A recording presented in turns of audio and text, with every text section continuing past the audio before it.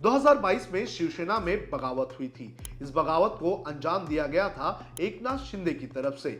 एकनाथ शिंदे एक रात को कुछ विधायकों के साथ पहले सूरत चले गए और सूरत जाने के बाद वो गुवाहाटी के लिए रवाना हो गए। गुवाहाटी पहुंचते ही उन्होंने शिवसेना पर अपना दावा ठोका और शिवसेना दो हिस्सों में बंट गई। लेकिन इस गुवाहाटी के एपिसोड के 3 साल बाद क्या एकनाथ शिंदे की शिवसेना में भी बगावत होने जा रही है? आज राजनीतिक गलियारों में इसी की चर्चा हो रही है। इस वीडियो में मैं आपको बताऊंगा कि किस तरह से एकनाथ शिंदे की शिवसेना में बगावत की चर्चा हो रही है और किसके बयान पर किस तरह से ये चर्चा होने लगी है। नमस्कार, आप देख रहे हैं लोकमत हिंदी। मेरा नाम है सुन कनौजिया। एकनाथ शिंदे की शिवसेना में बगावत होने की चर्चा हो रही है शिवसेना यूबीटी की नेता सुषमा अंधारे के एक बयान से। आपको बता दें कि 2 दिन पहले सुषमा अंधारे ने एक बयान दिया था और इसमें उन्होंने ये कहा था कि एकनाथ शिंदे की शिवसेना में बगावत होगी और ये बगावत की जाएगी उदय सामंत की तरफ से। आपको बता दें कि उदय सामंत देवेंद्र फडणवीस के भी काफी करीबी हैं, लेकिन एकनाथ शिंदे की शिवसेना के विधायक और मंत्री हैं। सुषमा अंधारे के अनुसार उदय सामंत जो है वो बड़े पैमाने पर विधायकों के साथ लेकर बीजेपी के इशारे पर एकनाथ शिंदे की शिवसेना तोड़ सकते हैं। आपको बता दें कि जब 2022 में एकनाथ शिंदे ने बगावत की थी तो उस वक्त भी ये आरोप लगा था कि इस पूरी बगावत की स्क्रिप्ट लिखी गई है बीजेपी की तरफ से। और अब जब एक बार फिर से शिवसेना में टूट और बगावत की बात चल रही है तो कहा जा रहा है कि इसकी भी स्क्रिप्ट लिखी गई है बीजेपी की तरफ से।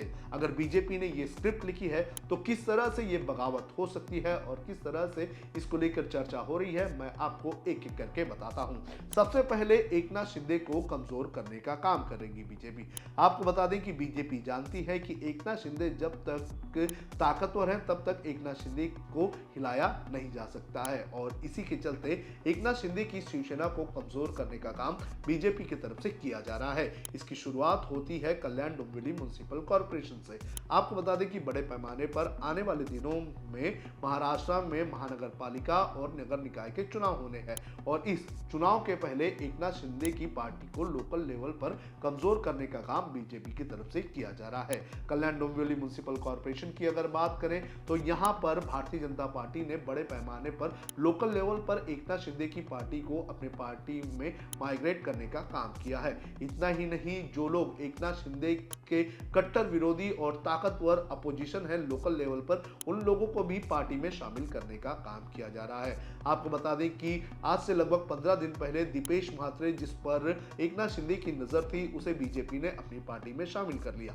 दीपेश म्हात्रे के साथ बड़े पैमाने पर जो पूर्व शिवसेना के कॉर्पोरेटर थे वो भी बीजेपी में शामिल हो गए और एक तरह से बड़े पैमाने पर माइग्रेशन हमें शिवसेना से बीजेपी में देखने मिला और इसको लेकर एकनाथ शिंदे हिल चुके हैं। इतना ही नहीं, जो एकनाथ शिंदे के लोकल लेवल पर नेता है महेश गायकवाड़, उनके साथ भी कहा जा रहा है कि बैकडोर बातचीत चल रही है और अगर वक्त पड़ा तो महेश गायकवाड़ को भी भारतीय जनता पार्टी अपने पार्टी में शामिल कर सकती है। तो इस तरह से लोकल लेवल पर एकनाथ शिंदे को कमजोर करने का काम किया जा रहा है। इतना ही नहीं, जो लोग कट्टर विरोधी हैं और कड़े विरोधी हैं और ताकतवर नेता हैं लोकल लेवल पर, पार्टी उन्हें अपनी पार्टी में शामिल करने का काम कर रही है। आपको बता दें कि अर्जुन खोतकर जो कि शिंदे के नेता हैं, उनके जो विरोधी हैं उन्हें अपनी पार्टी में शामिल करने का काम किया है। इसके अलावा बापू सुतार के जो कट्टर विरोधी है संजय जगताप, उनको बीजेपी ने कुछ ही दिनों पहले अपने पार्टी में शामिल किया है। दीपेश म्हात्रे जो कि ताकतवर है केडीएमसी में, उनको भी पार्टी में शामिल करने का काम बीजेपी ने किया। तो यानी कि बीजेपी दो चीज कर रही है, या तो हमारे सामने झुक जाओ या फिर हम आपके अपोजिशन को जो कि स्ट्रांग है उसे अपने पार्टी में लेके उसे और ताकतवर बनाने का काम करेंगे। तो सबसे पहले सवाल उठ रहा है कि बीजेपी ने शिंदे को कमजोर या फिर पार्टी तोड़ने की जो स्क्रिप्ट बनाई है वो इस तरह से बनाई है, सबसे पहले लोकल लेवल पर कमजोर। अब आते हैं एकनाथ शिंदे की शिवसेना में बीजेपी के समर्थन वाले कितने विधायक हो सकते हैं उनकी। सबसे पहले बात करेंगे 2022 के एपिसोड की। आपको बता दें कि 2022 में जब एकनाथ शिंदे ने बगावत की थी तो उनके साथ सभी विधायक नहीं गए थे। कुछ उद्धव ठाकरे के साथ रुक गए और कुछ जो है वो एकनाथ शिंदे के साथ चले गए।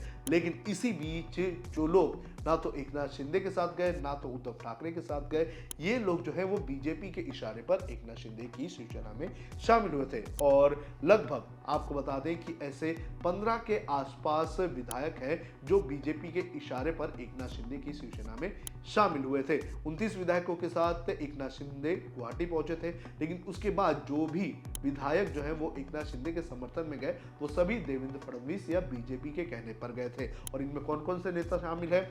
इसमें है उदय सामंत, दादा भूसे, संजय राठौड़, गुलाबराव पाटिल, योगेश कदम, मंजुला गावित, चंद्रकांत निंबा पाटिल, दीपक केसरकर और मंगेश कुडलकर।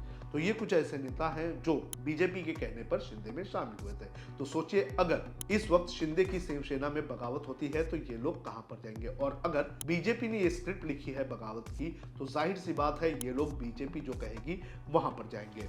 अब इस बगावत के दूसरे एंगल पर भी चलते हैं, ऐसे नेता की जो शिंदे की शिवसेना में तो है लेकिन वो एक तरह से अपसेट है और वो मौका मिले तो दूसरी पार्टी में भी जा सकते हैं। इसमें कौन कौन शामिल होते हैं? रामदास कदम। रामदास कदम का कहना है कि वो एकनाथ शिंदे से सीनियर नेता है और उन्हें बगावत के बाद भी वो नहीं मिला जो उन्हें मिलना चाहिए। इसके बाद गजानन कीर्तिकर जो कि शिवसेना के बड़े नेता है, उनकी पत्नी ने भी एक बयान दिया था कि वो शिवसेना के शिंदे जैसे जूनियर आदमी के साथ कैसे काम करेंगे।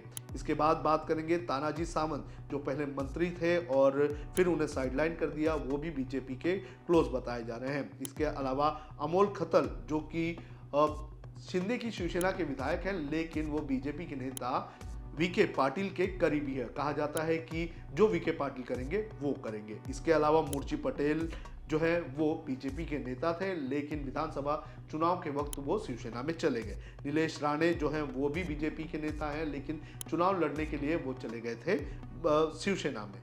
इसके बाद उदय सामंत, वो अपने भाई के साथ मिलकर, जो कि बड़े कारोबारी हैं, उनके साथ मिलकर भी ये कहा जाता है कि वो अगर बगावत कर दे तो वो भी कोंकण के लिए चले जा सकते हैं बीजेपी के साथ। शंभूराज देसाई की अगर बात करें तो कांग्रेस से वो शिवसेना में आए थे तो उसके बाद भी वो कहीं पे भी जा सकते हैं। तो इन नाराज विधायकों का भी फायदा जो है वो बीजेपी उठा सकती है शिवसेना को तोड़ने के लिए।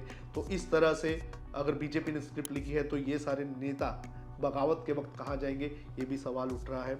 इसके अलावा बात करेंगे ऐसे नेता जो कंट्रोवर्सी में फंसे हुए हैं। अगर बीजेपी ने ये स्क्रिप्ट लिखी है बगावत की, जो आरोप लग रहे हैं कि एक और बगावत हो सकती है, तो कंट्रोवर्शियल नेता बगावत के बाद कहाँ जाएंगे, ये भी बड़ा सवाल है। और जाहिर सी बात है, अगर बीजेपी ने ये बगावत की है तो बीजेपी जहाँ चाहेगी इन लोगों को वहाँ लेकर जा सकती है। ऐसे कौन कौन से नेता हैं?